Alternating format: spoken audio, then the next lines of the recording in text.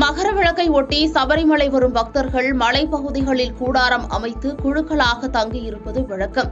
இவ்வாறு தங்கியிருப்பதால் மகர விளக்கு சபரிமலையில் கூட்ட நெரிசல் ஏற்பட வாய்ப்புள்ளது. மகர விளக்கை ஒட்டி சபரிமலை வரும் பக்தர்கள் மலைப்பகுதிகளில் கூடாரம் அமைத்து குழுக்களாக தங்கியிருப்பது வழக்கம்.